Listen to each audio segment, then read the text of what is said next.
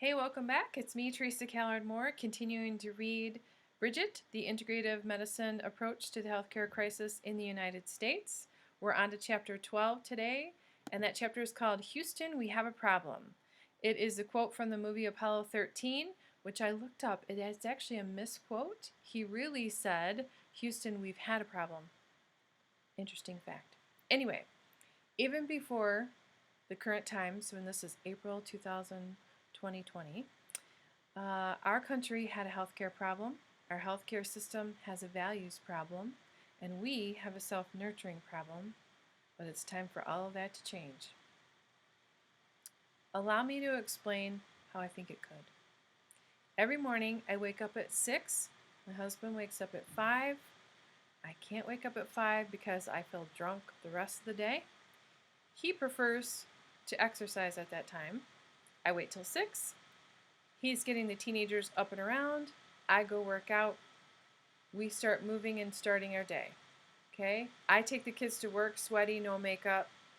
Take them to school, come home. Before I leave, I plan my dinner for that night.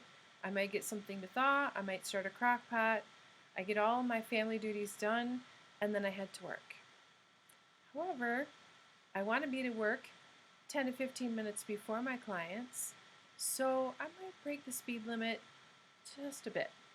Okay?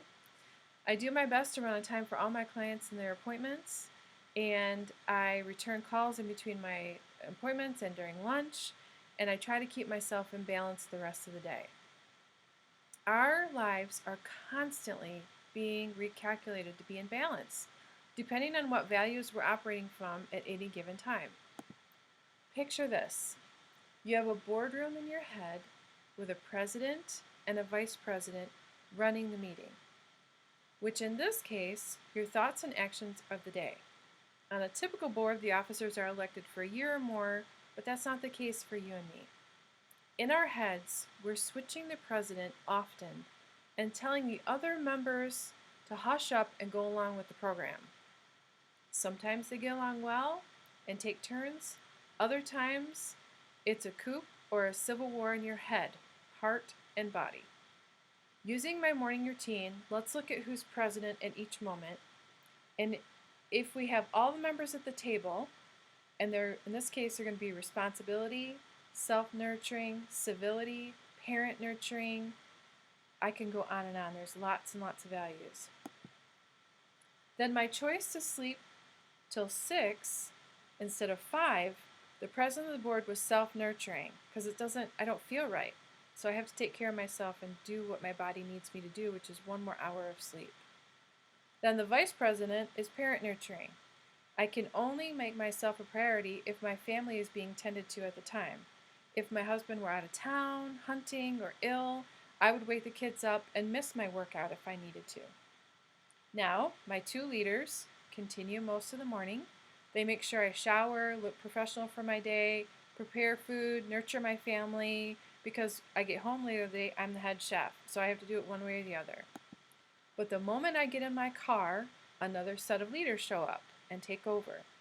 Responsibility says I have to get to work early in order for my clients to be prepared for them, and it starts to argue with civility because in order to be there on time, I have to speed to get to work, which means I have to tell civility to sit down and be quiet because we're going to go over the speed limit now as safely as possible. I try my best to be safe on the road, to not cause an accident, but I still am overriding that sort of rule to honor another value in my head.